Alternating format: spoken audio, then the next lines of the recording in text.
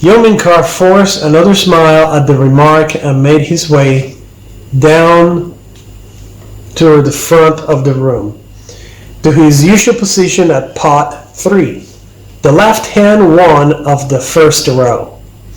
He heard Garth and Benson whispering some remarks about him from above, but he ignored them, taking the attack on his pride. Normally a call for a death duel, in stride with the knowledge that soon enough they would know better. Danny Q entered next, moving down to pot 4, the central pod, the one whose viewing scan overlapped the quadrants scanned by all 6 of the others. Then came the last member of the night shift, 𝗬𝗏𝗄𝐿, the Twi'lek woman, the only non-human as far as the others knew, among the 15 at the station. 𝗬𝗏𝗄𝐿 gave 𝘕𝗏𝘁𝗃 a sly look, almost a wink, and stretched languidly and shifted her 𝗪𝗁, the twin tentacles that grew out of the back of the Twi'lek's head. She had made no secret of her interest in the newcomer, which amused 𝘕𝗏𝘁𝗃 greatly, for he was coming to understand these people and their constant insecurities. Normally a Twi'lek woman, with her exotic 𝗪𝗁 and greenish skin and typically scarce clothing, would be the center of a male attention anywhere outside her home planet of Ryloth.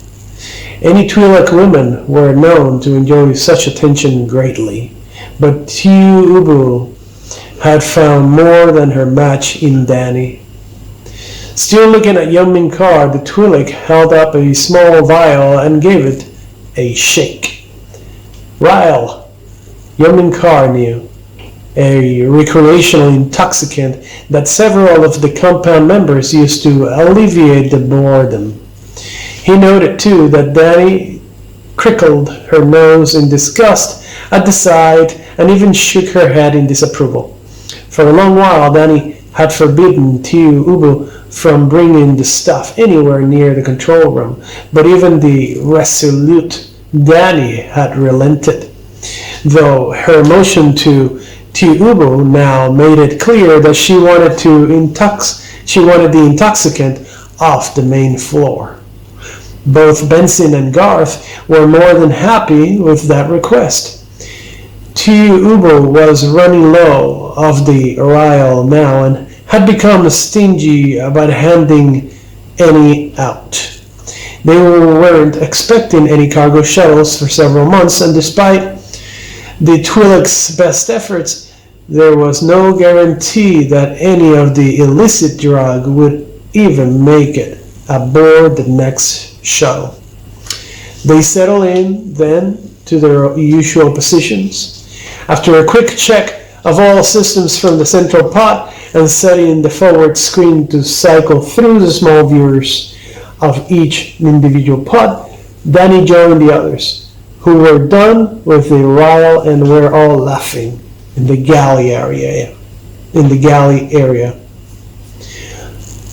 On her suggestion, they began a 4-way game of the Jarek, a board game where holographic monsters of varying strengths travel specified paths along the rows of squares, vying for tactical advantages against their opponents.